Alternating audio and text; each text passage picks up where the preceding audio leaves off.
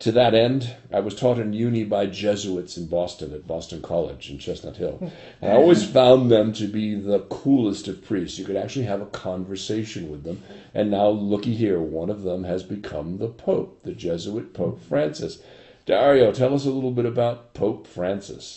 Well, yeah, I think you're right. Isn't it? The Jesuits are the kind of most scholastic of the groups of the Roman Catholic Church historically, I think. And Pope Francis, since his election, he spoke in much more reforming terms, I think, on various issues. I mean, he hasn't talked about challenging the Catholic Church's firm stance against abortion, contraception, or homosexuality, and there are still kind of the huge unresolved issues with sexual abuse and all the problems that have come along with that.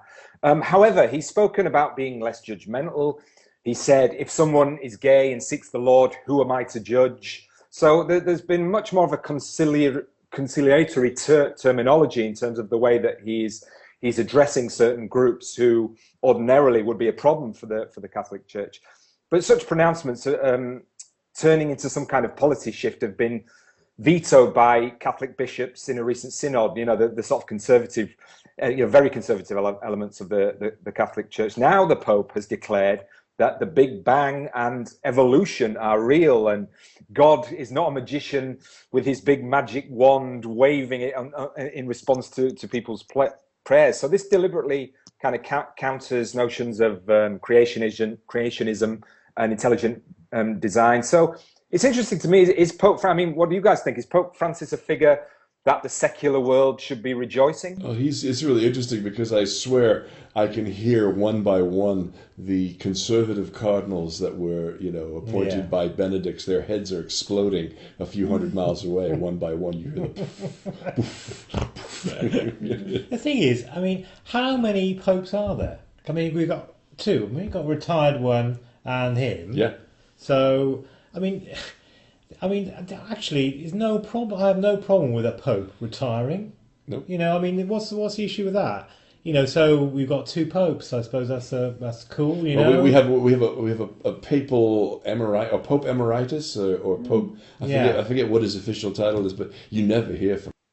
Well, the thing about that, though, is, Phil, that there's sort of inklings that retirement was so that they didn't have to face the sort of sweeping under the carpet of the sexual abuse charges, because he was notorious for kind of like not wanting to deal with that head on and actually blaming the victims and blaming whistleblowers. So, and it was very unusual for the Pope to retire, as it were, in inverted commas. And Benedict was in charge of discipline.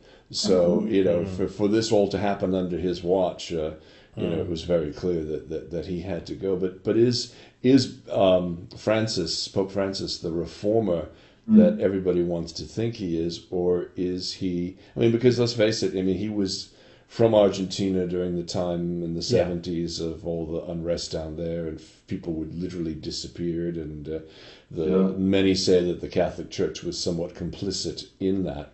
Absolutely. Yet, we have this wonderful, kind, grandfatherly almost image of him now, and it's working. I mean, people are going back to the church. I mean, it does appear to be the situation where the Pope is ahead of his own cardinals in this context of homosexuality.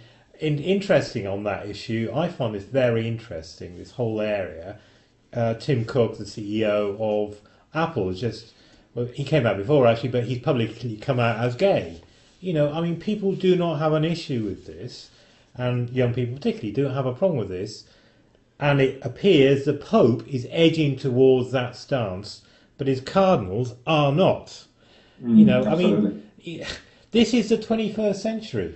Well, yeah, and if you look at the fundamentalists in the United States that are fighting gay marriage, and it's just now a handful of states where it's not legally recognized. It's been overturned by which is an courts incredible thing, and in a few short years, actually. I mean, some states went so far before this debate really reached its zenith to actually put in constitutional amendments in their states specifically defining marriage as between one man and one woman, and I mean that would never be accepted. And now basically the highest court in the land, or either by failing to take up the case and not overturning an appeal that has said, basically, this is now the law.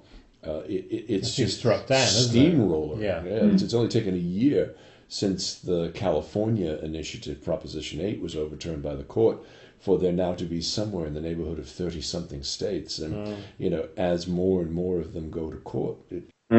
I think Pope Francis is helpful, but, none of this is really helping to solve the sort of major issues of the Roman Catholic Church being not only behind the curve of what's going on in the 20th century, but if you look at, like, for example, preaching the non-use of contraception in Africa, the fundamental social and medical issues that come along with that are really problematic. I mean, I'm hoping Pope Francis is an atheist, really, and he's just kind of like coming to realize that.